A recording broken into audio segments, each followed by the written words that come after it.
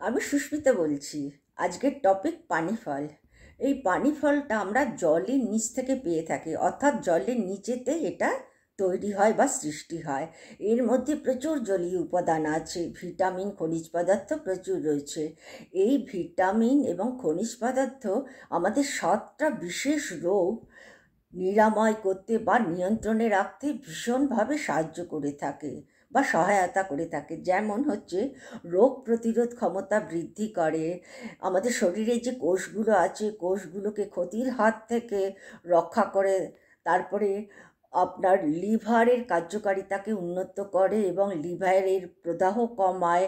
তাছাড়া আমাদের হজম প্রক্রিয়াকে উন্নত করে, শরীরকে হাইড্রেট রাখতে সাহায্য করে, শরীরের যে রক্তে শর্করার মাত্রা রয়েছে সেটাকে নিয়ন্ত্রণে রাখতে সাহায্য করে, ফলে আমরা হৃদরোগের থেকে নিজেকে রক্ষা করতে পারি।